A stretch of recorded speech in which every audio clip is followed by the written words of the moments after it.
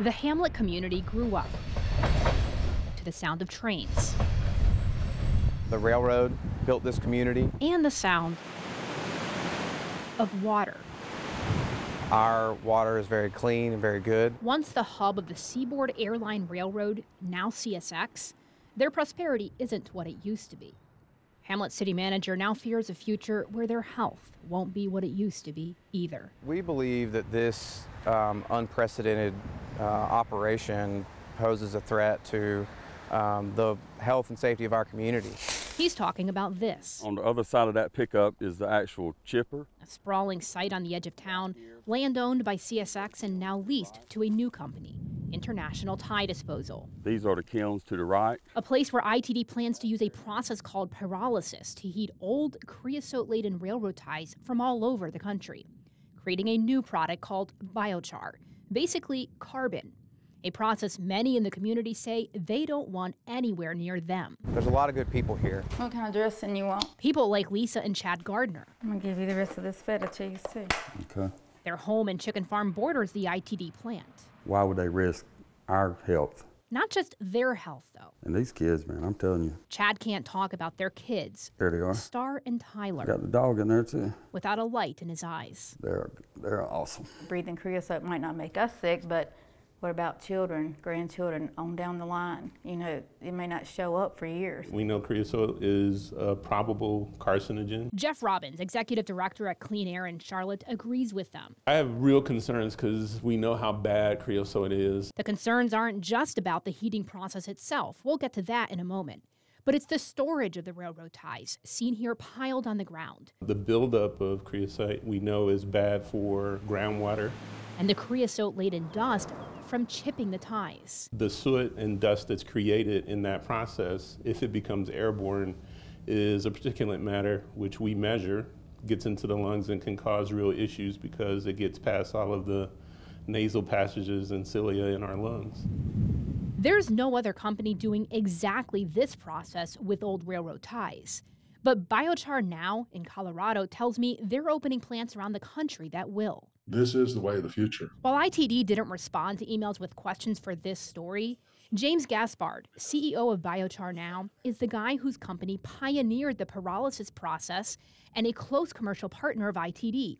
These kilns were his. So they purchased equipment from you and then you plan to purchase carbon or biochar from them, correct? Yeah, Okay, basically close the loop. His current plant in Colorado only does this to wood without creosote in it. But the creosote testing for the ITD process happened on his watch. If they look at the science and not get emotion involved, the science proves it's an extremely clean process. Gaspard says the process keeps the wood at a very high temperature inside the kiln for more than 10 hours, breaking down contamination. About 10 years ago is when we did our first experiments with railroad ties to show that we could remove all the chemicals and just end up with a pure carbon. But when it comes to all of it, including storage and shipping, do you feel like enough testing has been done and enough safeguards are being put in place to eliminate those concerns? Absolutely not. Over the past 3 years, ITD has cleared nearly every hurdle. North Carolina's Department of Environmental Quality granted them their air permit with some restrictions. There's a draft permit now for stormwater. And as you can see, And I think they feel sure that they'll get the permit. the company has staged equipment and appears ready to begin operations as soon as that permit is issued. These companies have decided that Hamlet's going to be the dump for them, and that's what we don't want.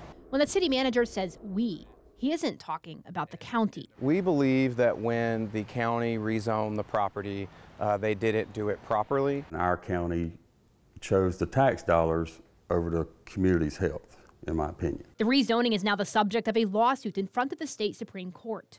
When we tried to talk to Richmond County, they said in an email that the project had been fully vetted by multiple subject matter experts who all agreed the project posed no health risk to the community.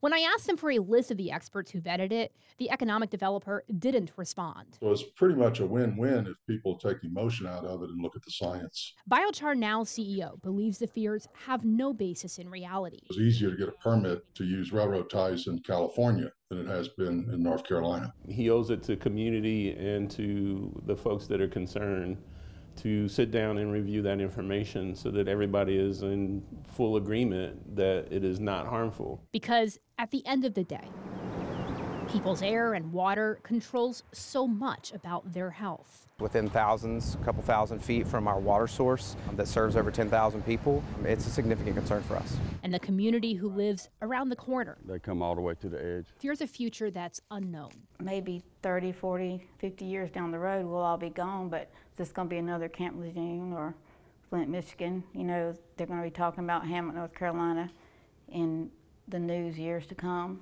There is one other somewhat similar site in Georgia where the state legislature decided to step in. They were burning railroad ties, but the rest of the process, the storage and shipping, was the same. In that case, the Georgia state legislature passed a law based on the community's health impacts, banning the burning of creosote railroad ties. Jamie?